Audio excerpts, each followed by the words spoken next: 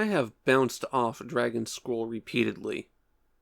A Konami action-adventure game should be a lot of fun, but every time I put it in, I play it for about 20 minutes, make absolutely no progress, do some things that feel like they should be absolutely wrong, and then wind up giving up. I walk away thinking, well, obviously I'm missing something. I was not. Dragon Scroll is about the ancient conflict between a gold dragon and a three-headed chromatic dragon. No, it's not a D&D ripoff. Their chromatic dragon has 5 heads. The endless war between the two was halted when all magic was sealed away in 8 books. But centuries later, a trio of thieves steal the books, and the three-headed dragon starts making trouble again. The gold dragon is revived, but turned into a person. That's who you are in Dragon Scroll, and your goal is to recover the 8 books to stop that dragon's rampage. Dragon Scroll is a top-down action-adventure game with an absolutely enormous world that you can walk freely around. It's played from a top-down view, and pressing the A button shoots a stream of magical energy. That's your primary weapon against enemies. Also your primary method of communicating with people. When some things are defeated, they talk to you for a very long time. And this is the only way that you can interact with them.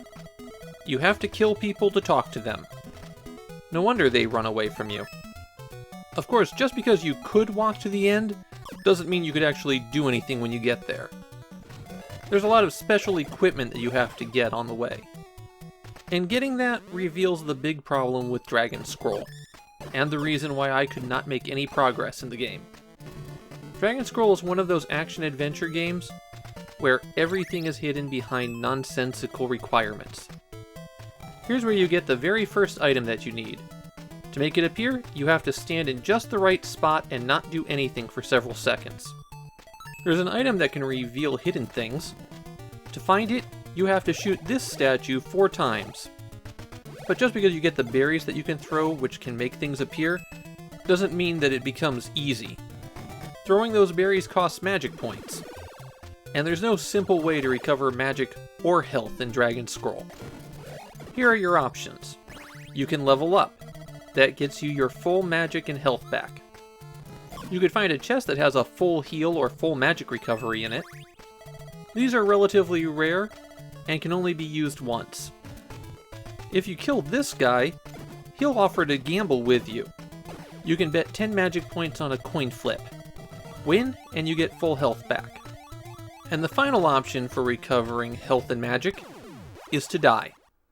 When you continue, you go back to the start of the region, but at least you have full health and magic back. This makes the early going extremely frustrating in Dragon Scroll. You won't be able to heal, so anytime you get pinched by a bunch of people or go into a room and get attacked immediately, that damage is permanent. So until you build up a few levels to increase your life bar, you're going to be dying over and over again. One useful tip about the combat that I didn't realize immediately: a lot of the larger enemies will reappear right in front of you after you destroy them. This is not an infinite spawn. These points typically can spawn about 4 enemies before they run out. So if you can stay still and just hit that spot over and over again, it's both the safest way to deal with it and a convenient way to grind up some experience. To know how much experience you have and what treasures you've collected, you can press the select button to bring up this menu. Some things that you can find are a ring that will increase your walking speed. It's pretty close to the beginning, so it's one of the first things you'll find. There's also this bell that creates a thunderstorm. It can reveal some hidden locations, or sometimes an invisible spot will become something you can interact with after it's completed. I know that made absolutely no sense, it's just how the game works. Some doors are locked and you'll need a magic key to get through them. Not magic keys, plural. There's a single magic key in the game. The crystal ball will bring up a mini-map when you go through the menu. It also shows you the location of all of the thieves.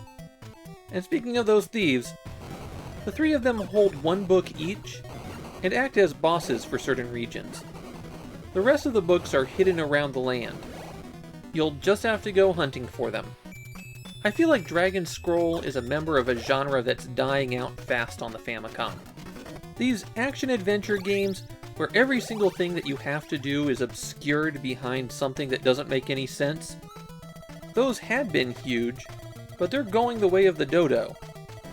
Games are either becoming more straightforward and more logical in what they require from players, or they're abandoning the adventure portion altogether and becoming longer action games.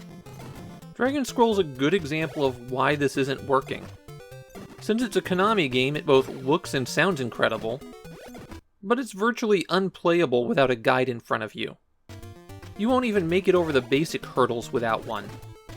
Dragon Scroll is a weird misstep from Konami, especially when you consider that about 2 weeks later they're going to release another action-adventure game. And while that one has its flaws, it's still much more playable than this.